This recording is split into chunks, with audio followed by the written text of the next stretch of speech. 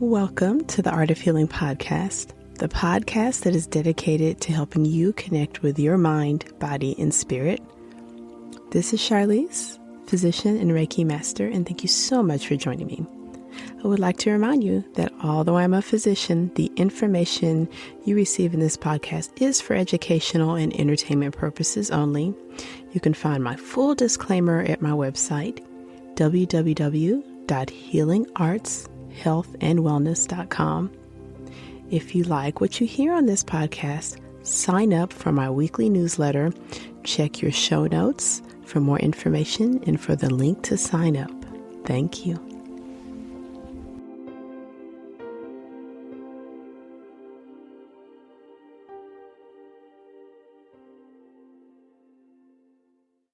Welcome back to the Art of Healing podcast. This is Dr. Charlyce, and thank you so much for joining me. So for this season, I wanted to open the doors for discussion and for communication. So every month, I'm inviting you listeners to send me questions that you may have concerning functional medicine, internal medicine, Reiki, or any integrative healing. So what we'll be doing is I'll be taking questions and I'll answer them directly for you during the podcast. So in the show notes, I'll put ways that you can communicate with me. I had figured, because I have been getting some questions and I'm a little slow in uptake, but it occurred to me this is a great place to answer, because if one person has this question or I have it, probably a lot of us do.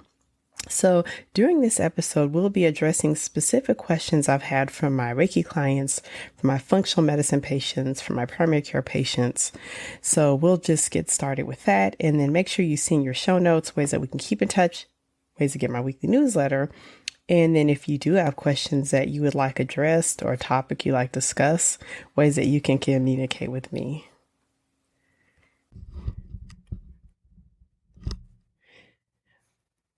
One of the common questions I get are, what are the signs of a food intolerance or a food allergy? I think that's one of the best questions to ask. I've even had to ask myself if certain foods I was eating were starting to cause allergy or intolerance.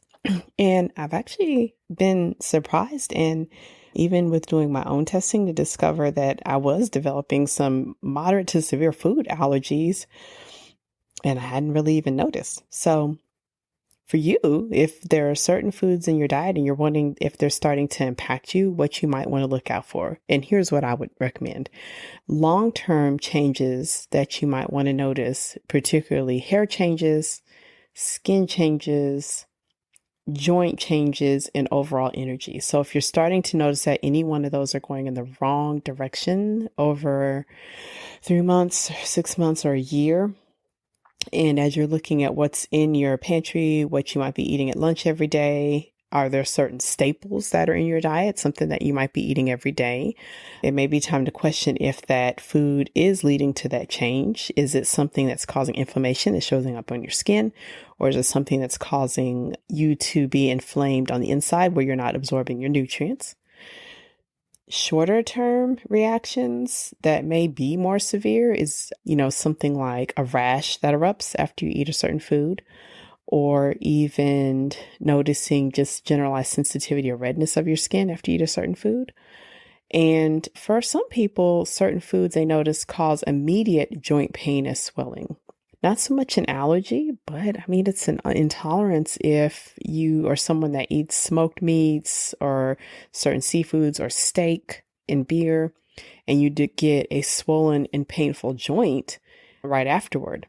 Although that could be gout. In a way, that's a food intolerance. Also, if you eat a food and you're noticing that you get tired immediately within an hour or two of eating that food, or if you notice feeling tired 6 to 7 hours after eating that food, that may be a sign you're not tolerating it well.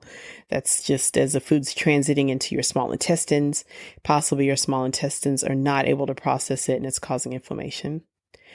And then lastly, a lot of people don't think about this, but if it's something you eat and your mood crashes, so you eat it and you feel tired or depressed or anxious, That may be your body's way of telling you that what you're eating isn't working well for you. So it might actually be causing like changes in certain hormones, driving your insulin up too much or affecting your cortisol or something else. So if you're eating a food and basically after you eat it, you should feel good and energized and ready to go about whatever it is you need to do, then it's time to question if that food's working for you, if you're intolerant to it, or even if you're allergic to it. The next topic is partially a question and then partially something that I've been wanting to address. And this platform, the podcast, is one of the good places to address it. So as I was working through transitioning from traditional primary care, working for the large hospital organization, to working for myself as a functional medicine doctor, I had many patients ask me where they could find a primary care doctor that practices functional medicine.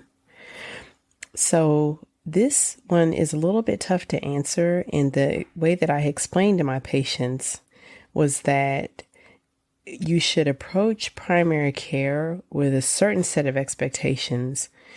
And then if it is functional medicine or integrative medicine that you're seeking, you should probably be prepared to look for other resources, self-education, or be prepared to look for another or an additional provider.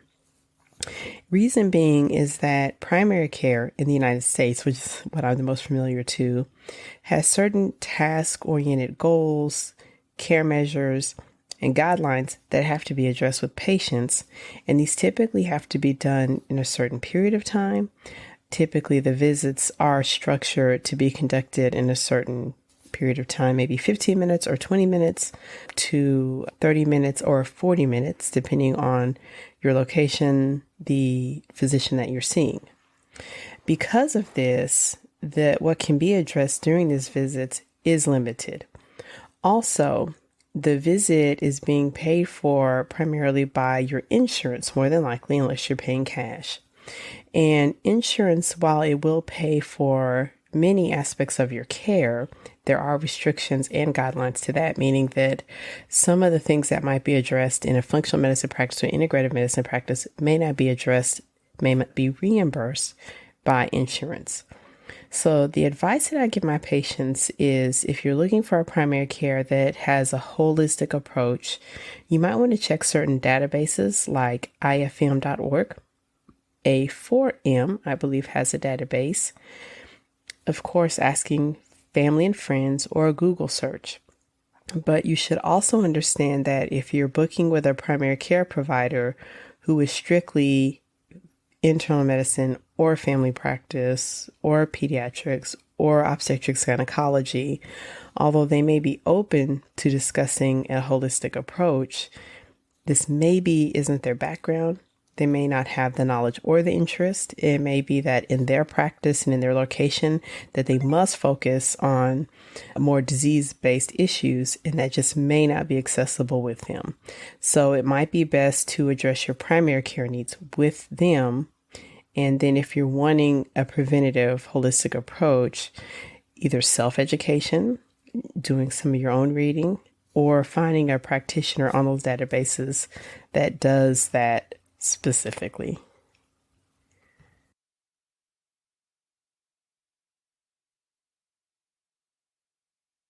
So being that we're coming up on winter, a lot of patients are very savvy. They make sure to get their bone density checks as we get into the winter months before it gets icy, because we all worry about falling.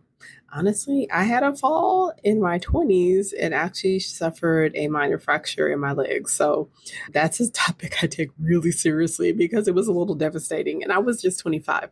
But back to the question, many of my patients are asking me about osteoporosis, osteopenia, what their risks are for these disorders. So I thought I would address that a little bit during the episode. Do you know when it's time to check to see if you have osteoporosis? So that's called a bone density test or a DEXA scan, which is what's typically done in the United States.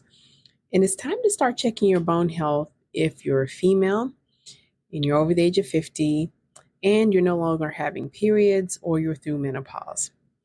You might also need your bone health checked if you suffer from chronic inflammation, diseases such as lupus, rheumatoid arthritis, or other related issues. You might need your bone density checked if you're a man and if you're being treated for diseases such as cancer or severe hormone imbalances such as adrenal disease, or if you're taking opioids chronically. So, when I'm working with my patients who have been diagnosed with osteoporosis, one of the first things I ask them to do is to get a good dental exam and make sure they get their teeth cleaned and then make sure that they don't have any unknown dental issues like cavities or issues with their gums or their jaw. The reason that I ask them to do this, and this is my personal recommendation, is that if the bone loss, osteoporosis, needs to be treated, sometimes we have to use medications that can interfere with dental health. I've done this so commonly now, I'm almost asking patients to get a dental exam around the same time they get a bone density test in case they need treatment for osteoporosis.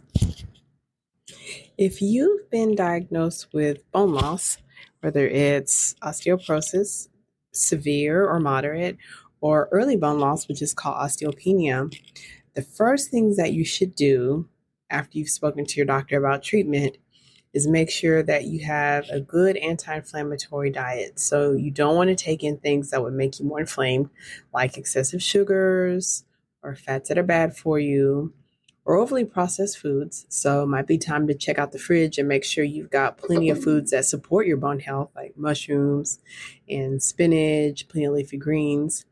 The other thing you should do is start working in some resistance training. Resistance training can take the form of weights. You can also do resistance training with walking. You can put weights on your ankle that add some resistance. Even some forms of power yoga can be resistance training. But you want to start doing resistance training at least 2 to 3 times per week while you're figuring out the next steps with your bone loss.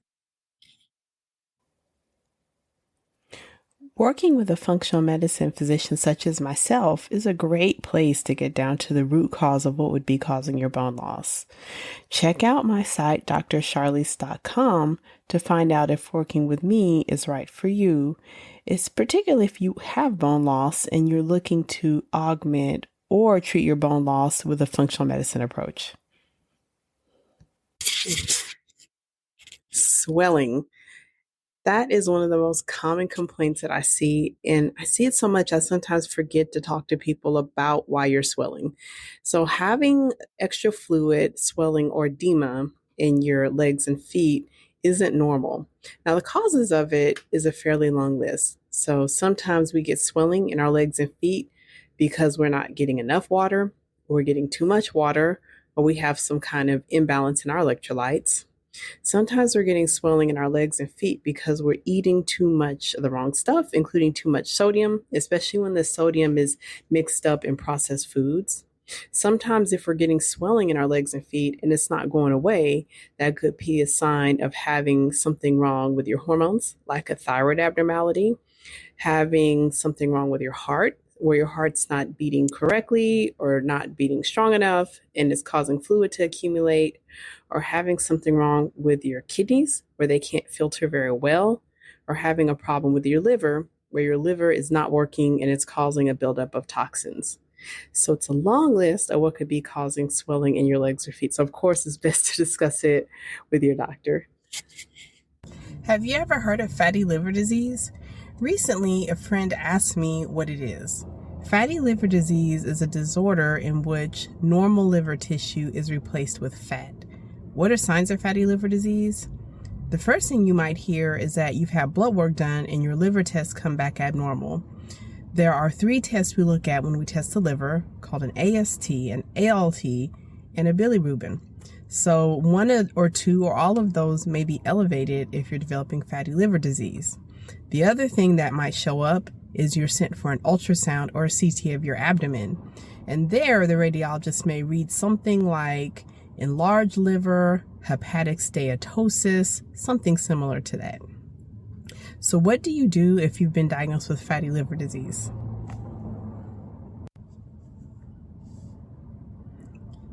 If you've been diagnosed with fatty liver disease or suspect you have fatty liver disease, the first thing you need to find out is if you have elevated blood sugars, if you have elevated insulin, if your cholesterol is elevated. So if you haven't done those already, you should definitely ask your doctor to test those numbers to see where they are. So these were some of the topics I got asked about the most in the past, maybe 1 to 2 months. And so hopefully you enjoyed this and found this format useful. I'm definitely going to invite you to reach out to me if you do have a specific question you'd want answered in terms of functional medicine or internal medicine. So topics you could ask me about are high blood pressure, having palpitations, having chronic inflammation, having autoimmune disease. So I will put in the show notes if you are interested in having your question answered. And next time we do an office hours, we'll cover that topic. As always, in the show notes, there'll be the details and links on how to reach out to me. And if you want a copy of this episode emailed to you, you'll want to sign up for my weekly newsletter, and that link you'll find in the show notes as well. And if you are interested in working with me and you qualify, being that you live in an area that I can service, you'll also see the links to my practice, drcharlyce.com. Have a wonderful week, and I will see you next week. Thank you so much for joining me for this episode of the Art of Healing podcast. Once again, this is Charlyce. You can find out more about me at www.healingartshealthandwellness.com. Did you know I have a blog as well as online courses? Check your show notes to sign up for more information about healing arts, health, and wellness. Thank you. Please feel free to share this episode with your friends, family, and loved ones.